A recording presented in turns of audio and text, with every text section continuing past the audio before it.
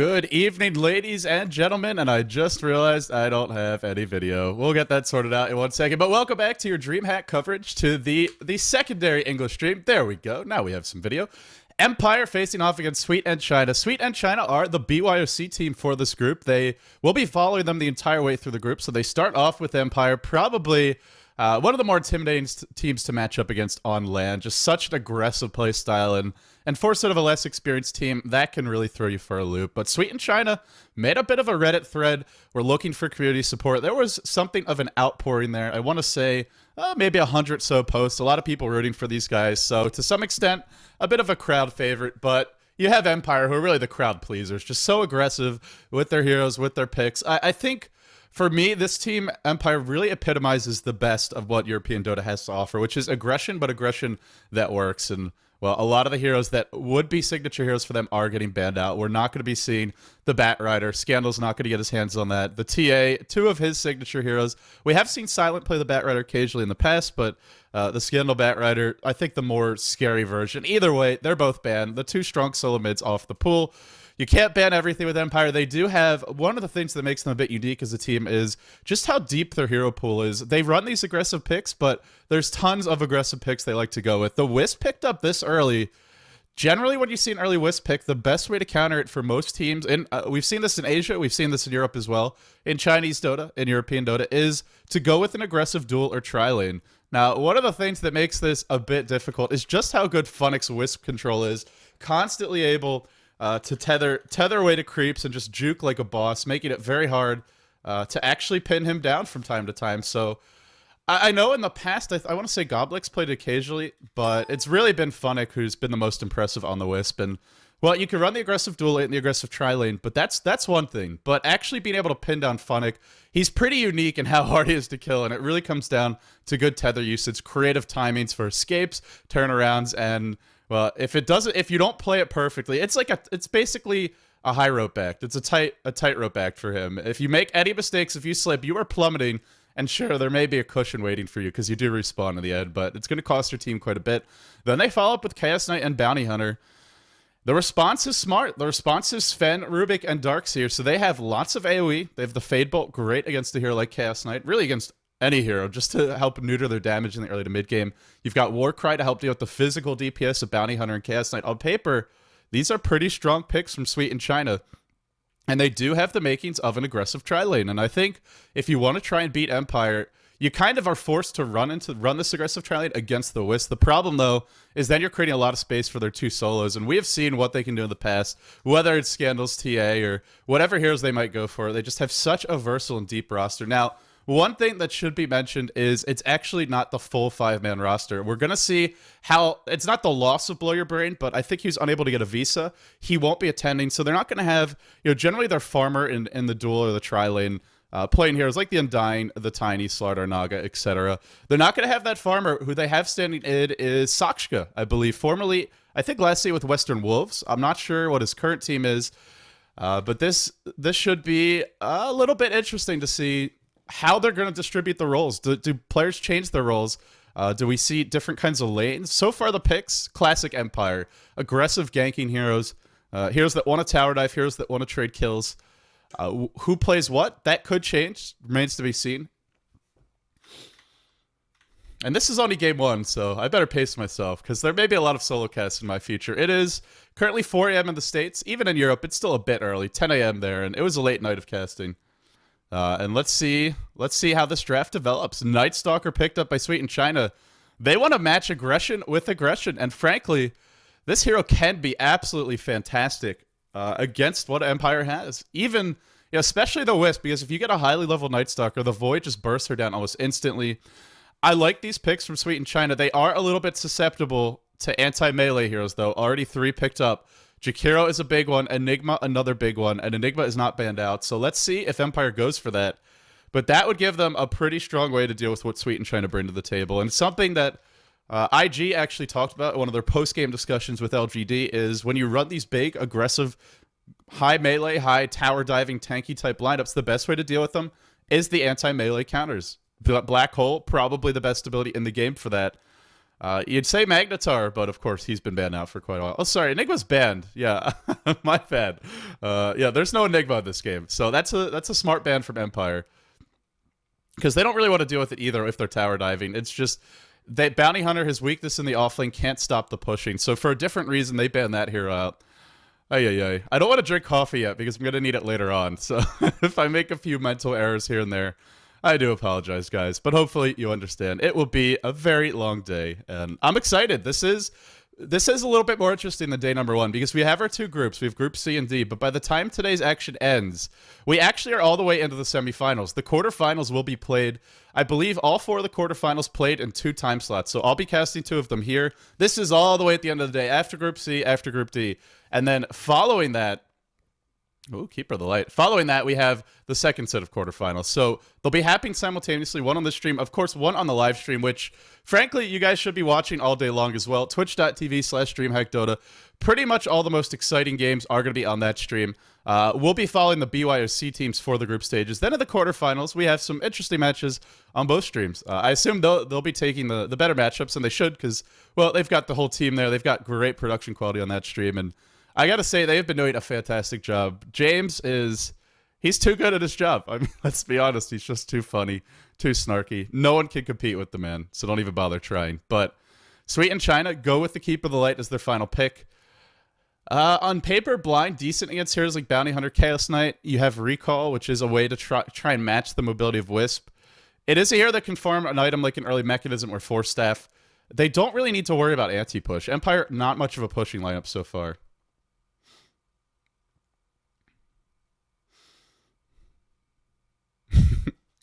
Yeah, I wonder right now, what is Scandal going to play? That's the one thing that hasn't been answered yet. Look at all the Scandal heroes. Is that 4 Scandal bans? Batrider TA, that's expected. But then Queen of Pain and Shadow Fiend. I want to say 4 of the 5 bans from this SnC squad from Sweet and China are Scandal bans. And frankly, I think it's pretty damn smart because most of his heroes are the ones that can completely blow the game open. Whereas the other heroes, they have the potential to do so, but it's not nearly guaranteed the way that it would be. Sweet and China have done. I really like this draft, and I love the Keep of the Light pick because it gives them something they are a bit lacking in, which is the long-range lane control. So it is going to be fun not handling the Wisp. He'll be in the off lane. This is a Scandal Wisp. Oh boy, is this our solo mid Wisp? What we saw from Na'Vi, it looks to be. And SnC pause. Looks like Hotkey's messed up, but it's also probably a good time for them to do a double take here. It is going to be a Scandal Wisp, so it looks to be, I guess, a solo mid Wisp, Phonic for the offlane Windrunner, and then, or, no, excuse me, for the tri-lane Windrunner, and then the Bounty Hunter's the other solo. So, solo Wisp, solo Bounty, tri-lane Windrunner. This is, I guess, oh, no, never mind. Hero's getting swapped up now. Okay. Yeah, this makes more sense. This is what I expected to see a bit more. But I was excited because Dendy played a pretty nice solo mid-wisp yesterday, and it can work. Against a hero like Night Stalker, it's a little bit rough. He voids you, he auto-attacks you twice, you lose half your health. Prepare for battle. So the stand-in, Sachka, he'll be playing the Chaos Knight. The stand-in for the whole event. Blow Your Brain not able to attend, so he won't be here at all. Scandal on the Windrunner is going to be going solo mid as that Windrunner, not actually playing the Wisp, so we're not going to see the solo mid Wisp in the end. Phonic on the Wisp, of course, in the tri-lane with the Jakiro. We'll see lots of pulls from these guys. Goblik on what has become really the signature of every support player in the world, the Twin-Headed Dragon. What we were doing for G1 League, we did a bunch of key heroes. The funny thing is, like, we didn't include the heroes that were really key heroes in some cases because it would just be everybody having Twin-Headed Dragon on their supports. And they're going to meet right off the bat. This could be a nice first blood. Stormbolt to follow. Pretty strong chain stun. Ice Path catches 3. Is it enough to disengage? It is not. What a play by SnC. Catching Empire off guard with the level 1 smoke gank. And Empire just not prepared for it. Big plays from them. The last player for Empire, of course, he is Silent. And he's going to be playing that offlane Bounty Hunter. Is starting with the Poor Man's Shield. Has been pulled some regen. Meanwhile, over on the side of SnC, our up-and-coming unknown BYOC qualifiers, Krill Crawl on the Sven. Lavexis. I'm gonna start over that one quite a few times. He's on the Ribbit. Kriti on the Night Stalker. Not rushing. Oh, excuse me, is he? Oh, he's been pulled a lot of regen. Or no, he got first blood. Okay, so he wasn't rushing a bottle, but he'll have one soon anyway. Fudgy on the Keeper of the Light. And last but not least, it is Dansk. The Darkseer. Oh my god. These names are going to be the death of me. Silent looks like, oh, a little bit of a crouching bounty hunter. Hidden Janata coming out here. Does actually opt to take Janata once this kill. There is a telekinesis in 1 second. Rubik can use this. He will do so. We'll get back to safety. But nice job by Silent. Good harassment from him. And Bounty Hunter, especially with a poor man shield, you do not want to trade blows with him when he's got a DD rune. So off the bat, SnC strike first, get some momentum. And it's a great lineup to do it with. They have a fantastic turtling lineup. Darkseer with the Ion Shell. Of course, Keeper of the Light with Illuminate.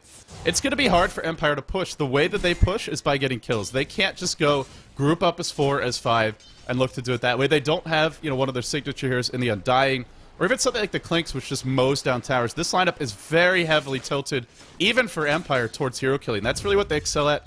They're not as good at the other things as some of the other core heroes they like to run, which means if SnC get off to a fast start, not only do they have the potential to be aggressive, but they have a great lineup to turtle, to hold on to those towers, and to push this game towards the mid game, towards the late game, where generally Sven is going to be king.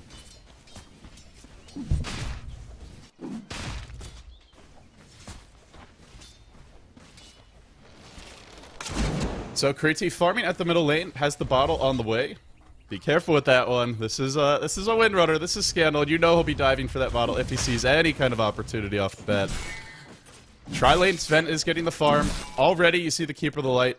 I expect to be doing some stacking. Here we go. Nice play by Fudgy. One thing we're not seeing, which maybe we could, is the mid pulls. It is an off-lane bounty hunter, so to some extent you don't want to try and leave him alone in the lane. But when he's got a poor man shield, you can't trade blows either. It's just... With Fade Bolt, I suppose it works out okay, but even then, it's not really ideal. Sentry Ward down in the lane, though, means that BH can't be too aggressive. Silent maybe should be trying to pull the creep wave. Not choosing to do so yet, just wanting to trade blows, but trying to draw that creep wave around. It's creep skip, avoid the head-on fight is an option. In comes a hasted Keeper of the Light, and out goes an invisible Silent. So far, pretty passive. On the top side of the map, we have Dansk playing the Darkseer. He's getting really nothing. And this is something where you can leave the top lane alone, and frankly, I'm surprised he hasn't, because it's a tri-lane with a Chaos Knight. Chaos Knight isn't going to be able to push this lane, so if you want, you can at least go to the jungle, get your level 2 up. Sure, there's some chain stun, but early on, you're probably able to escape with a single surge. They have a level 2 Chaos Bolt. It really comes down to the rolling of the dice.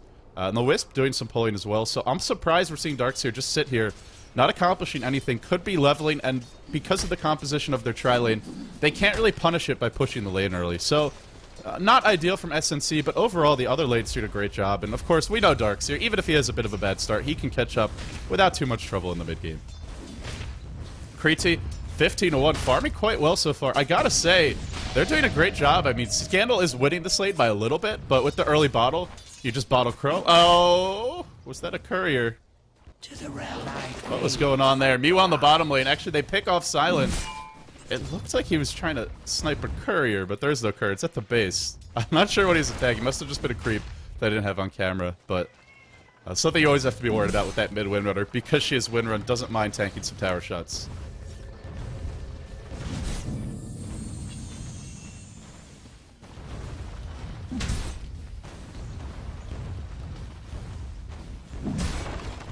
Dire's middle tower is under attack. The way this game is progressing, with Nightstalker having a good start, this is a hero that can gank a lot, but in this game, I feel he's much better off as a counter ganker.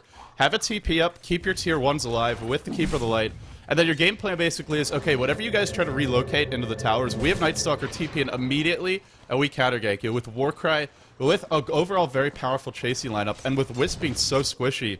If SnC is counter-ganking and defending their towers, there's not going to be many openings for Empire, so it's going to come down to Empire just being clever, being creative, and finding some, creating some, because I do think if SnC plays this properly, they have... It's not just the ganking heroes, it's not just the big damage dealers and the Sven, the Nightstalker, it's this Keeper of the Light and the Darkseer who can end pushes, who can prevent you from getting aggressive, and, well, we're seeing some very interesting pulling, just continuing to get as much experience as possible. Rubik stacking one camp, Keeper of the Light, pulling another. SnC... looking like a fine oiled machine so far, frankly. Very impressive. Leading in terms of gold, as far as experience goes. They are a bit behind, but I gotta say, so far, so good, and I feel Empire are the ones who have the pressure on them right now, as they so often do to make things happen in the mid-game. Because remember, even if this game goes later, the main difference is going to be the track kills, but with a hero like Sven, Chaos Knight isn't that scary. Oh, this could be a kill for Empire. 1 second stun. Oh, will it be enough? The orb's bringing him low, and he will drop. I think he already used Surge. Or maybe just never tried to use it there. Either way, we'll fall to that aggression. I think Darkseer really just better off not in that top lane. Again, what are they going to do? Auto-attack your tower? Chaos Knight, not the best pusher. Wisp sure gives you a little bit of extra attack speed, but it's nothing to worry about. It's nothing that's going to bring your towers down too quickly. Meanwhile, on the bottom lane, another kill on the Bounty Hunter. Continuing to shut him down. Of course, it's Bounty Hunter, so a hero that doesn't mind dying a few times, but giving up quite a few kills. And let's see, how are we looking at our Sven? Power Tread's already picked up. Magic Wand picked up. Now we can work towards that next item. The drums, maybe the BKB. Scandalous, the mid lane Windrunner. It's a very powerful mid. It's a very good lane controller. But it's not really a hero that can have the same kind of impact around the map as some of his other signature heroes. Heroes like Bounty Hunter, or not Bounty Hunter, or Bat Rider, a Templar Assassin. These are heroes that can not only win their lanes, but can also spread that victory, spread that love to other lanes. Windrunner can, if you dive a tower, she comes with a timely shackle shot, but generally speaking, her presence in this game is going to be pushing mid, pressuring mid, and looking to control the runes and outfarm in the lane. It's starting to pull away, though, so nice job by him. You do expect him to win that matchup. On they go into Funnick. One Void to bring him low, but this is what Funnick is so good at. Just tethering all the way to Chaos Knight, and now in they come with the 3 second stun, the orbs, and the potential big turnaround. Iron Shell and Night Stalker, and the Ice Pad. Normally Funnick's Wisp. Or normally Wisp is a hero that you can look to gank off, but... Oh, the Illuminate bringing Funnick low, but he doesn't care. He's feeling madly. Ion Shell applied onto the Darkseer, wanting to kill off Wisp. This was not the lane to get aggressive in. An Empire, they wait for an opportunity. SnC decide they want to get aggressive, and boy do they pay. I feel strategically... Oh, I hear a relocate. Oh, it's a base relocate. Now they're going to get a kill on bottom lane, so they do strike back. Strategically, that was not what you want to be doing as SnC. You have a lineup that turtles well, that fights better later on. You have a hero composition with Sven that pretty much deals with Chaos Knight, no problem later on in the game. You're much better off not trading kills, just playing defensively, farming the pulls, even sending the Darkseer into your own jungle. You don't need to force these fights, so strategically, a bit of a blunder from SnC, not how they should be playing the matchup, in my opinion, but it's working out okay so far. As far as gold goes, they're a bit behind, but we haven't seen the track kills, which is good news for them. Once those come, these fights get a lot scarier. As far as experience goes, ooh, that gave away a little bit more than even I thought. Despite the pulling, Darkseer's few deaths have really hurt him. Now, we're going to see a Night Stalker pick up a haste for him. Middle tower You know, I think this is just an issue where mindset comes into play. Kratos playing that solo mid Night Stalker. I mean, for anyone who's played the matchup, played that solo mid position as a hero like Night Stalker, you know how it goes. You just want to be aggressive. Your whole job is you hit nighttime and you start killing things. But this is a weird game. This is a game where you don't have to create pressure because the rest of your composition goes later. Does fine in the late game. Maybe not later, but certainly can handle themselves late game with equal farm. But Scandal having a good start. Now we can see things like the Force Staff. That's going to help the chasing power. The early mech to turn these fights around. Darkseer, the big concern right now, has finally left that top lane, but now that they're higher level, they can look to push this a little bit easier if they want to. Leaving it earlier, not that big of a deal, but now can be problematic. We'll see if they look to. Instead, it's Empire. They're not going to push. They're going to look to fight. In comes the relocate. Chaos Knight and Wisp going to work on the stand, but this was an Empire mistake, potentially, or maybe not. Ice Path on 3. Actually, was that on 4? Insane Ice Path. Funky trying to run away, and that's not going to work against Bounty Hunter. No track kill there, fortunately for him. Another Ice Path by Goblak, just on the money with these. Score 7-6, 13 kills. The armistice is over. And Silent is the one who's truly profiting. The mercenary. In comes the Night Stalker. Silence to start. This needs a Void. Gets the Void. Triple kill for Creetsy. But now blocked in behind the tower and in a lot of trouble. Tries to TP out. Tether to the creep from Funnick. Oh, sensational Wisp play, but is it enough? Gotta control those orbs. Gotta spread them outwards. He's trying to do so, but Night Stalker's outrunning them. The explosions going all behind him. Isn't gonna be enough. Just barely. Funnick might actually die for this insolence. Nope. It's Funnick. He'll tether to a creep. Oh, boy. It's too early for this. Radiant's This is a middle tower 14-hour. is under This is attack. like a 14-hour day of casting. Oh man. I may just have to only call out half the things that happen in these team fights. As far as gold goes, even. Radiant's Not middle even, tower but has fallen. a survivable deficit for SnC, but they lose the tier 1 mid. That's going to be your big concern, is losing a bit of map control against the... Whenever you lose map control, it's not against any lineup. It's against a Chaos Knight, Bounty Hunter, and Wisp. Bounty Hunter, the ever missing +1, like a Prophet in that sense, or a Riki. And then, of course, Chaos Knight Wisp, who can always just relocate. So you always have to worry about all three of these heroes being there if you don't see them on the map, or in the case of the Chaos Knight and Wisp, even if you do. Which means when you lose towers, it's not really safe to farm there anymore. Meanwhile, the huge fight breaking out. In comes the Wisp, the Spirit Bomb. Funnick, look at his control on this hero. So impressive. Tether stunning every single hero in the fight, and it's SnC who go for a tower and pay in spades. Surge away his Darkseer. The long 2-range stun lobs it in there. And so far, Empire showed some signs of faltering in the early game, but they are getting comfortable. This is where their lineup really hits their stride. A few kills, a few track kills. A few track kills. How many was it? Might have been 2 or 3 there, if not more. Empire pulling away in gold, over 3k gold advantage, over 4k experience advantage. For SnC, really just need to find a way to avoid trading kills. At this point, you want to get levels, you want to get farm. You don't want this to turn into an escalating arms race of sorts. SS dropping low, Ion Shell. Will he find him with this one? He's looking for it. He's looking for it. He's not going to find it in the end. Now the Windrunner sprinting out of there. Sven getting surged forward. Shackle is going to latch on too.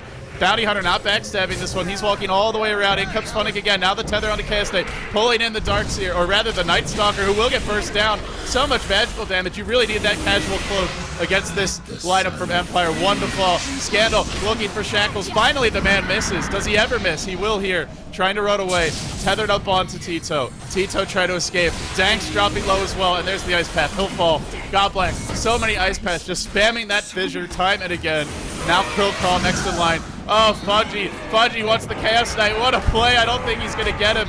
Oh, no, he doesn't. Unbelievable. 10 HP. 10 HP. Are you kidding? Like, really? And you see the Phantasm there. What a smart play. Just creating a little bit of confusion for the Keep of the Light. More importantly, giving yourself the burst damage to bring him down while he's tether stunned. Because one auto attack on the hero, he dies there. So Empire, they just love these fights where trades are happening. They love these chaotic fights. It really suits the strength of their heroes as well as their players and their lineup in general. I really think with SnC, they... Oh, relocate top. In comes the Wisp combo. Chaos Knight Wisp. And now, even with the tier 1 up, you just can't leave it. Even at the tier 1, you're susceptible to these dives. I go back to SnC when we saw Night Stalker head towards the top lane, try to force a fight against what you have to expect is a tri-lane. And for me, that was the moment where SnC, after a very powerful early game, made a crucial error in strategy. They can possibly recover from it. They have a great turn lane lineup. The problem, though, is their key hero in the Darkseer is not only under level, but very under farm. And now Rubik's gonna melt. It's daytime. Night Stalker does have his ult. Doesn't even want to waste it, I feel, because he's probably dying to this. Pulled back in to the tether stun, and there's a Stormbolt on 3. Warcries will helping to keep Creaty alive. Creaty not quite able to escape. 2-second stun. And he'll be brought down. Another track kill for Empire, who just continue to pull ahead with this game. Radiant's top tower has fallen. And SnC, it just... When you fall behind to this lineup from Empire, they don't care about tower dive you. And it was at one point, what was it, a 3-4-1 advantage for SnC? Now it's 19-9 in favor of Empire. Top tower is under attack. Sakshka's fitting in well so far for Empire, I gotta say. You know, at the very beginning, it looked a little bit, not questionable, but, you know, it didn't look like quite as polished, but things have really picked up, and, you know, I'm not noticing them missing much of a beat now. And, hey, this is their first group stage game, so you expect a little bit of faltering, if anything. Just getting used to the environment, getting used to playing with the stand, and now here comes the Rowdy Rift, the tether, the combo from these two. Another easy kill should be on Levexis. The orbs finish him off. In comes an angry Sven. Got to kill those Chaos Knight illusions fast at this point. Sven without those many items isn't actually that good against Chaos Knight. It's only later where he truly gets his strength. And unfortunately, it looks like later might not be an option. They pull back in the Darkseer. Darkseer being brought low. Oh, the fan favorites from Reddit now being dove into the fountain. Danks being pulled back into the tether. How many times have we seen that? If you made just a highlight reel of Empire, I think it's just a tether stun, a Funnick juke off of tether, maybe a few good TA plays from Scandal along the way, and, you know, rinse and repeat for a good 30-45 minutes. Radiant's top tower They may play the same type of hero style a lot, but boy, oh boy, do they make it work.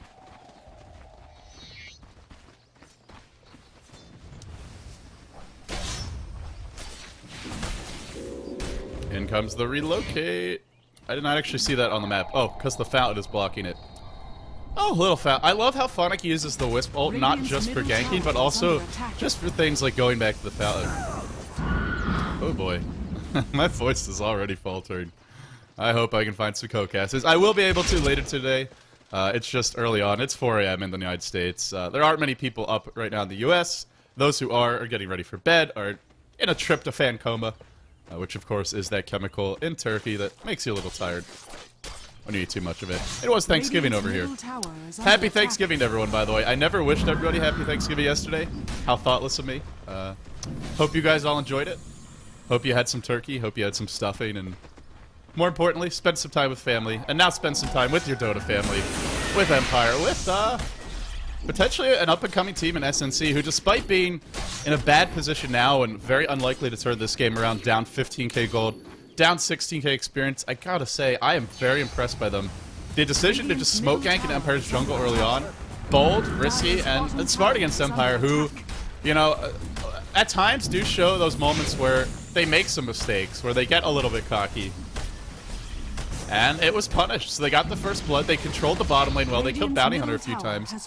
I mean, even the mid lane, the Night Stalker with the Bottle Crow, just constantly having mana for Void. He was holding his own against Scandal as a Windrunner, as a melee hero. Or as a melee hero up against Scandal's Windrunner, which is very impressive. Not something many people can do. I think the two key blunders, the only things they should have done differently, just abandon that top lane, have Darkseer jungle, even pull mid, just farm faster. Don't worry about the top lane because they're not pushing that hard with Wisp and Jakiro. It's a decent pushing tri-lane. It's not amazing, and Chaos Knight's certainly not going to bring much to the table in that regard. And then the second issue was trying to get aggressive, trying to tower dive against Funnick's Wisp, and especially when you know there's a tri-lane in that safe lane. You're coming in as Night Stalker and an underleveled Darkseer. If they hadn't done those two things, I think this game absolutely 50-50. If anything, I would have given the edge strategically to SnC, but they fell into Empire's style. They fell really into the trap of creating the kind of game that Empire wanted, which was a topsy-turvy, kill-trading, aggressive ganky game. And that's where Empire, you know, they strike when the iron's hot. If you're going to give them those openings, if you're going to dive some towers, you are going to pay. Radiant's bottom tower is under attack.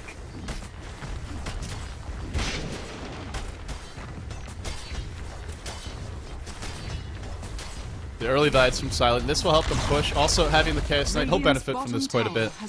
Empire feeling confident to go high ground. They don't actually... They do have the mech up, so they have a couple of big items. We'll do a quick item check for the Vitality Booster on the Wisp. Funnick just going for the Raw Tank build now. Exactly what you need out of your Wisp. High ground ward has been placed. Will Rubik be on top of this? It looks like maybe he wants to de-ward. Has he seen it yet? Nope. Has stolen. Shrink and toss. Almost got tracked. In comes the Chaos Knight. In comes the big bad tether stun onto the Sven. And lo, he's surrounded by the horses. He will be chopped off with his head, says Sasha. And now onto the Rubik. Everybody melting. Too much damage from Empire. Too much burst. And Sven, late game, absolutely deals with Chaos Knight with enough items, but without them, he can't. A great effort from SnC in their debut, at least as far as I'm aware, in a major competitive Dota tournament. Not an easy thing to start your day off going up against Empire. Very impressive play from them in the early game. Empire, though, showing their experience, showing their poise. They come back. They will be taking this series. The GGs come out from SnC. We'll be following SnC, though. We'll get to see how this up-and-coming squad, how this kind of unknown team can do over the course of the day. And I gotta say, so far, despite the fact that the end result looks really bad, the way that they got to this point, I was impressed by. I feel like this is a team that could be a spoiler. Wouldn't surprise me at all if they take at least one of their next two matches. And you just never know. There's always a shot to advance out of the group. I would say Empire, the favorites to be, I think, #1 in this group. I forget who the other teams are off the bat. Let's see, who is it? It is Pulse and Fnatic. Maybe, actually, it's a pretty even group. Really, or is it? Or am I looking at the wrong group? Oh no, sorry, it's Mouse and Evasions. Yeah, I could see this team, SnC, maybe take a game off of either mouse or we as Asians. It really comes down to consistency and execution in the late game. Well, this was only their first group stage match. This is your DreamHack secondary English stream. Winter 2012. This is my voice possibly dying at the start of a 12 to 14 hour day. I'm really going to have to reel it in. But anyway, guys, thanks for tuning in. I'm LD. If you enjoy my cast, Facebook, Twitter, youtube.com/LDDota. We'll be coming back a little bit later. Hopefully not too much of a break with more SnC action. Stay tuned for that.